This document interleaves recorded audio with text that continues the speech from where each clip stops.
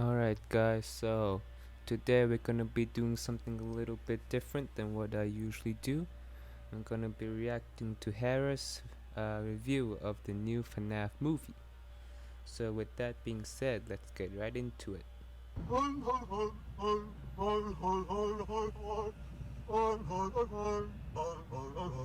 Diving into this cesspool of a movie surrounded by shit memes and a community that is mentally 12, I honestly expected the movie to be so fucking bad that it's good. Like one of those YouTube cringe compilations, which I sort of received, but at the same time, it was fairly entertaining and fun to watch, not just because it was bad, but because of the plot, atmosphere, and acting, and just overall how the movie was put together. The Same. only real problem I had with the movie was that for a horror movie, it was just not very scary at all.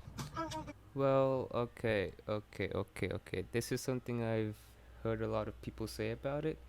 And while, I respect people's opinions and all that, but to be fair, I think this movie was marketed as more of a thriller than a horror. And I don't think being scary is ever like a main goal is trying to achieve anyways. It's just more focused on the honoring the game rather than taking the game and trying to be, its kind of own entity, if that makes sense. Spoilers.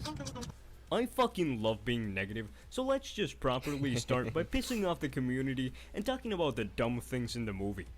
The thing that bothers do me it. the very most, that I just can't get over, is that this motherfucker can jump.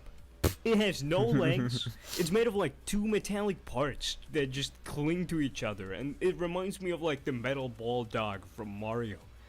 I know it's a fucking animatronic that is controlled by a ghost of a child, but still, it should not be able to jump, since it was very much displayed that these animatronics are actually tied to real life physics. Which brings us. That yeah, that's kind of a good point, but I feel like everyone just collectively agreed to look over it just for the sake of being cool, cause like being to be honest, that cupcake is hugely overpowered. It kind of also reminds me of that like little metal eating scrap bots in Transformers Prime, the TV show, and like um I guess it can this can be seen as an unnecessary criticism, but seeing as how they try to make the animatronics look like animatronics in how they move and stuff, I can see how this, can be a valid reaction to the cupcake. To the second dumb thing. Massive high-tech animatronics that are possessed by literal ghosts can be defeated with a bucket of water and a little pocket taser. Like, these things were so fast and so strong, but are taken down so damn easy if you just know that they get a little boo-boo from electricity. Fucking Eh, watch me march in there with a balloon, rubbing it into my hair and zapping the animatronics into oblivion with it. But if you've seen the movie, you might ask, hey, the final boss, what about him? You know, the big bad, who wasn't even an animatronic, but the fun. okay, so before he gets into that, I want to share my thoughts about it too. Springtrap, the Shag Trap.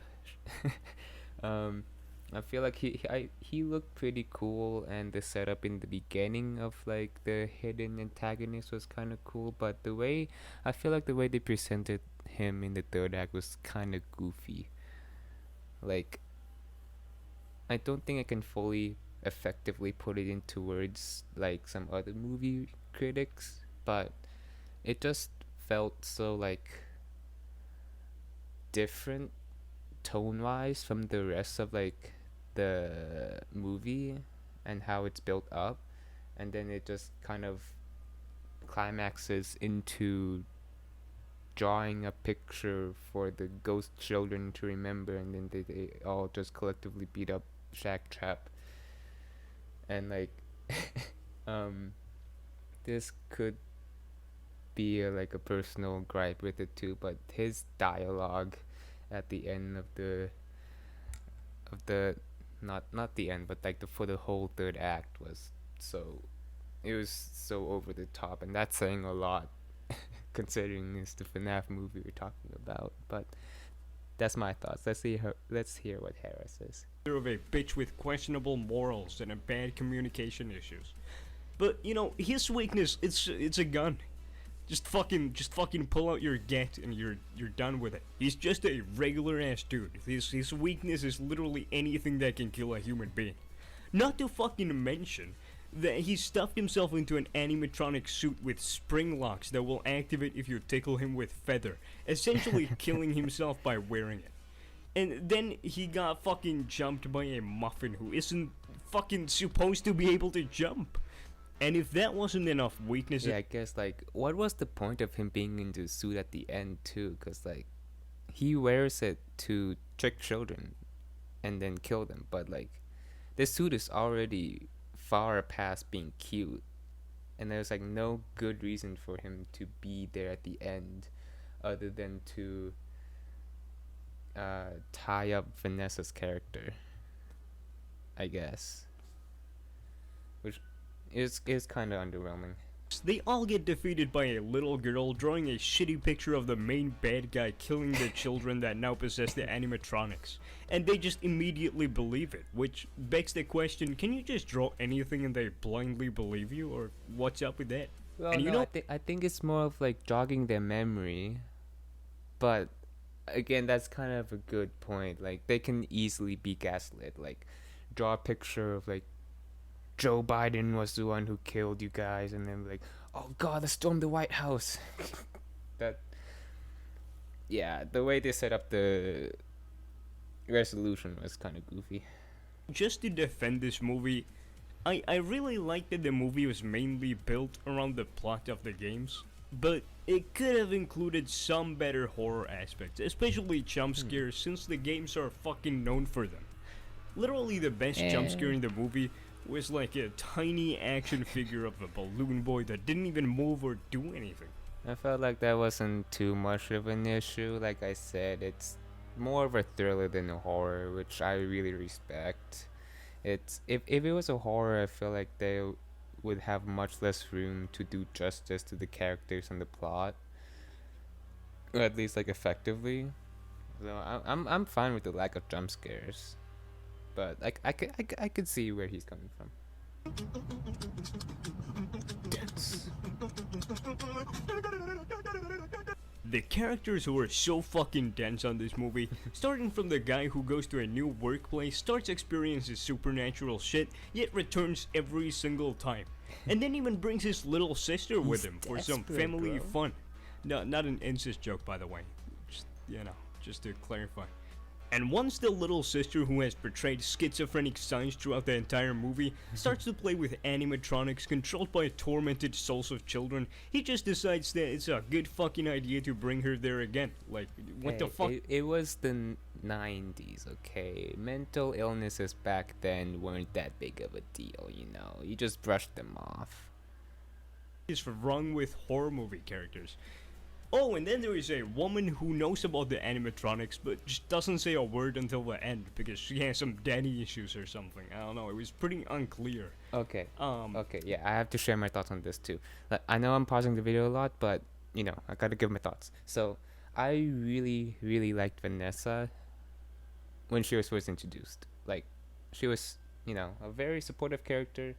She didn't really have any glaring character flaws up until the end, which they pulled out one of the most annoying tropes to me, which is that like saving the information because they're trying to protect the characters or something.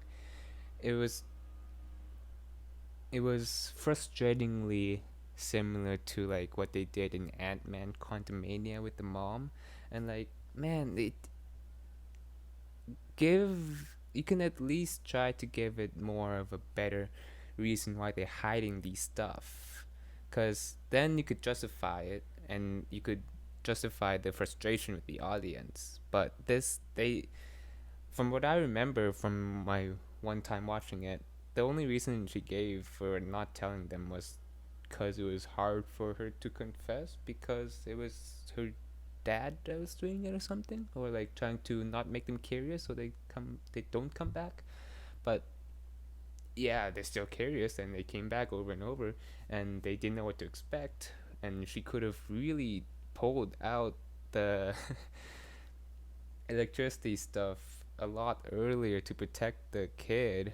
I felt like if she told um was it Mike I forgot his name, but man, Mike earlier that their weakness is electricity, that would be a lot more in line with the character who's trying to protect not only Mike but the daughter as well. Like, I know, I'm ranting. I'm gonna let Herra go on. But she was a dumb cunt. It's all I have to say.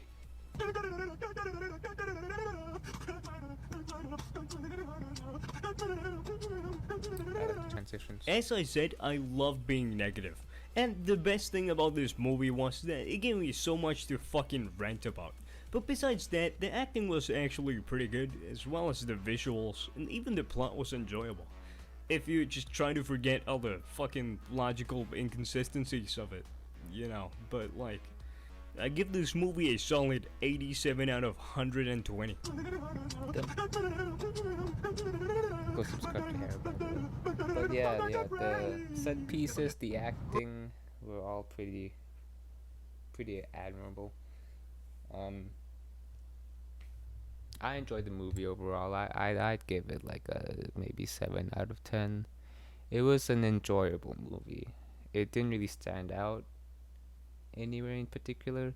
If I were to judge it as a FNAF movie, which is kind of complicated, I would say it's pretty close to a 9 out of 10. It did the games good justice. It's just by itself, it kind of fell off towards the end, and sometimes the most important part of a movie is the third act. It had such a good setup, the characters were good, the setup set pieces were good, and they did so much research on the stuff that they were making the movie about, but they could have used what they had a little bit better to wrap up the movie. I don't know what the official statement on for FNAF 2 movie yet, but they got a pretty good jumping off point for a sequel, so I guess there's that. But yeah, that is the end of my reaction video. Hope you guys enjoy.